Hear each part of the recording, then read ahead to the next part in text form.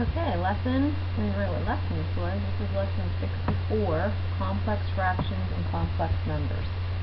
So there's two distinct lessons going on today. Complex fractions and then complex numbers, which are totally different than complex fractions. I guess they want to just get all the complex stuff done in one lesson.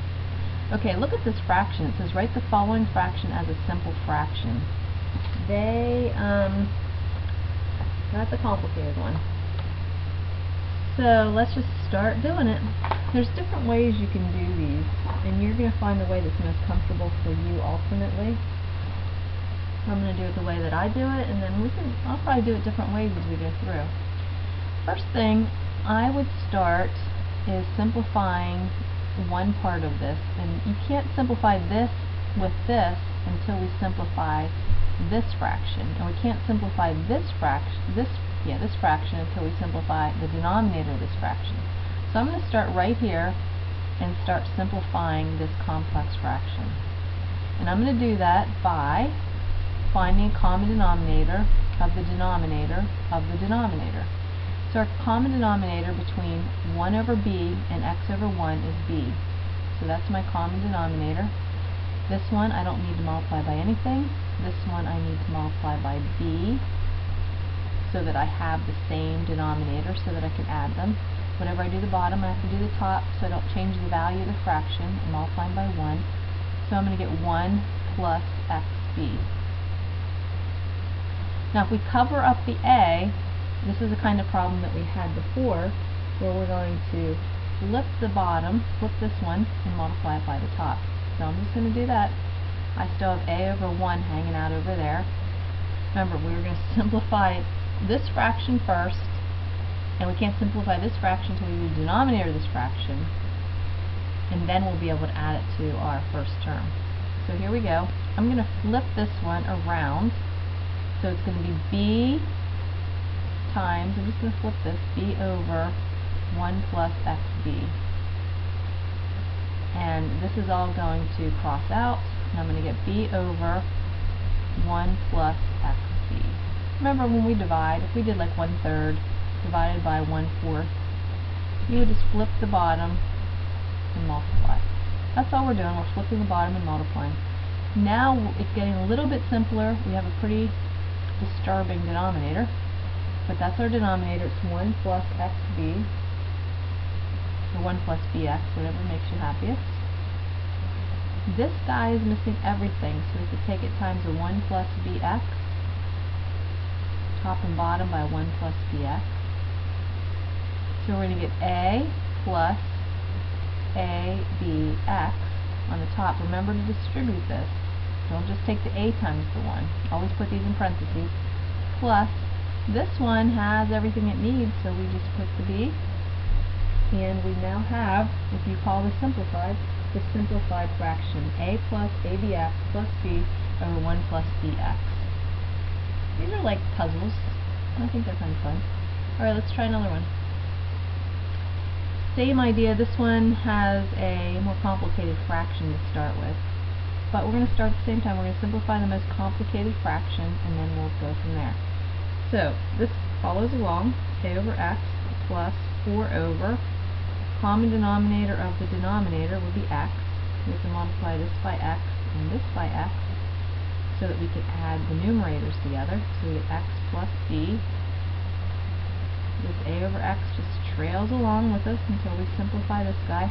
We're going to flip the bottom, so we're going to get 4 over x and x plus b. And then we find our common denominator. It's not just x plus b, it has to be a denominator that both denominators divide into. X plus b, x cannot divide into x plus b. You can't cross out terms, only factors. So our common denominator is x times x plus b, because x divides into this, and x plus b divides into this. This one is missing the x plus b. This guy is missing the x. Anytime you multiply by a binomial, you must use parentheses or you will forget to distribute. So we're going to get ax plus ab plus 4x squared. And we have our simplified fraction. And that's it for that one. Okay, that's all for those. Why don't you guys try this one yourself? Stop the video, give it a try. I do believe this is a 5. And when you're done, start the video up and see if you get the right answer. I'm assuming you paused the video right now. Okay, let's see if you got the right answer. I don't have the answer in front of me, so I'm just going to work it, and we'll see if you get the same thing.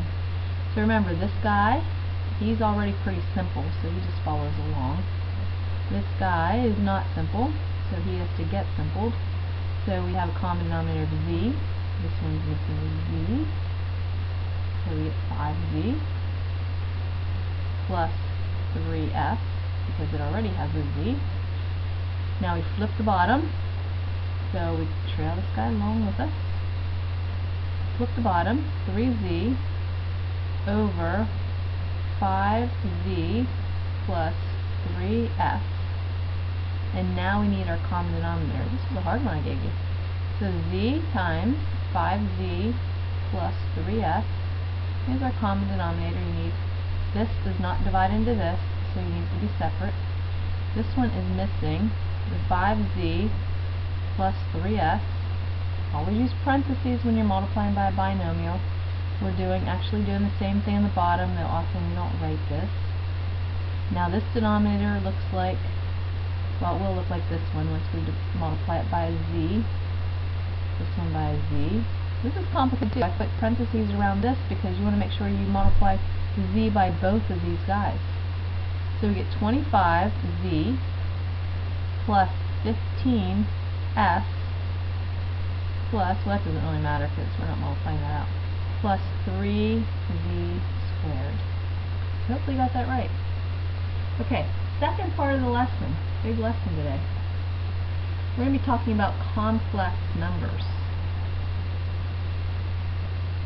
Complex number has a real part and an imaginary part. That's a complex number. Just because something is like 3i, you don't say that's a complex number. Complex number has a real part and imaginary number. Everything can be written as a complex number. Like if we have 2i, that's an imaginary number, but we can write it into a complex number by writing 0 plus 2i. And 7, any whole number, any number, real number, can be written as a complex number when we add a 0i to it. So 7 would be 7, it should be plus, there's no i's. So that's written as a complex number. Alright, just write that down there. You can write any number as a complex number. Okay, these are simplified. Now, here's the thing. When you have the square root of a negative number times the square root of a negative number, in the past, like if we had the square root of 2 times the square root of 3, we would say, oh, that's the square root of 6. If you have a negative number times another negative square root number, you cannot multiply them together to get 6.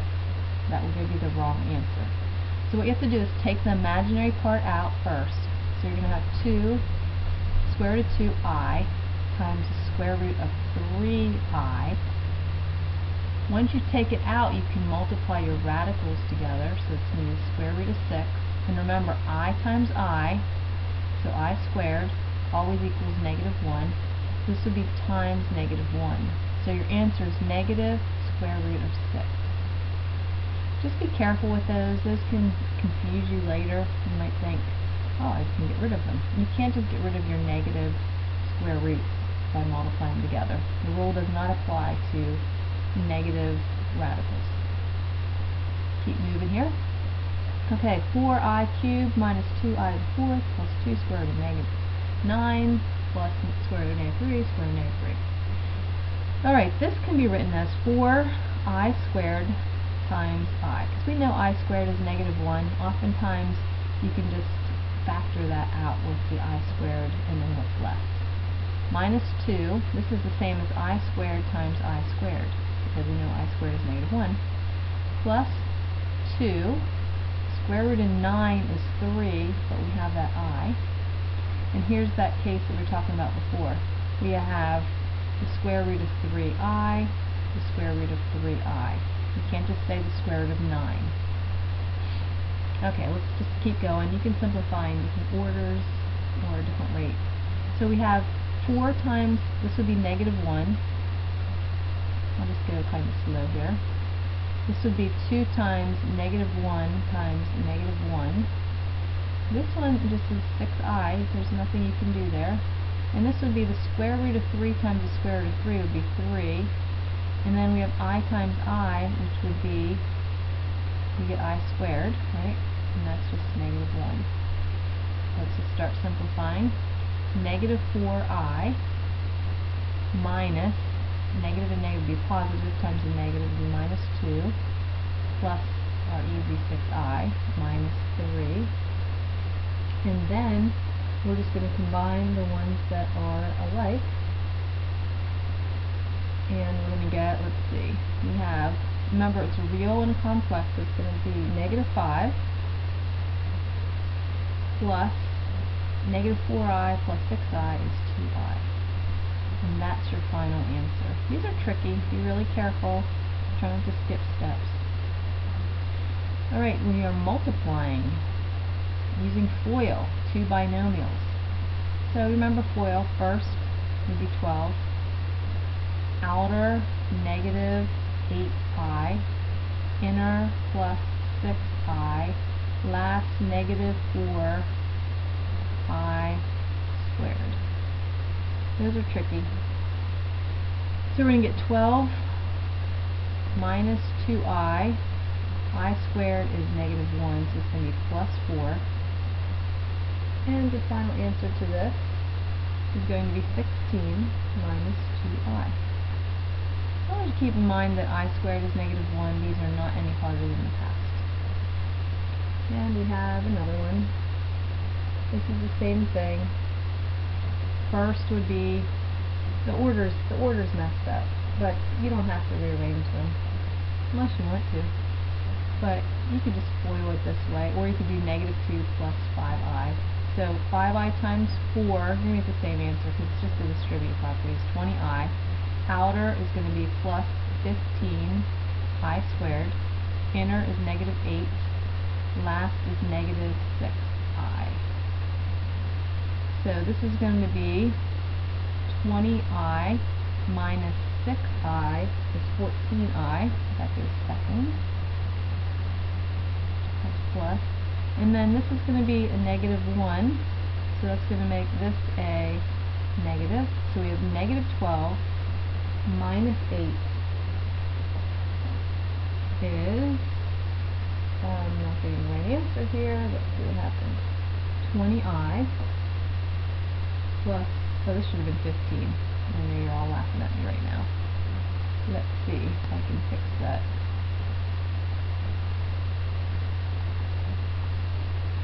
Hang on a second. Okay, let's see if I can fix this into a 15. Multiply the wrong numbers together, apparently. Okay, 15. So now we have negative 15 minus 8 is minus 23. So negative 23 plus 14i. Okay, let's give you one to try, and then we'll be done with this lesson. Pause the video now and try this one. Okay, let's see what you got. I to the fourth is the same as I squared times I squared minus 5i squared times I minus 3, and this would be the square root of 3i, square root of 5i. Negative 1 times negative 1 is just 1. This would be 5 times negative 5 times negative 1 would be plus 5i minus 3. Square root of 3 times the square root of 15 would be, 5 is the square root of 15, and we have I squared, which is negative 1. So this gives us a really ugly answer, but let's get it in the right order. So this is going to be I squared is going to be negative 1, so it's just going to make this positive. So we have our real part, 1 plus 3 square root of 15 plus our imaginary part, 5i. I think that's the right answer, but let me know if I did something wrong in this problem. Okay, that's it for lesson 64.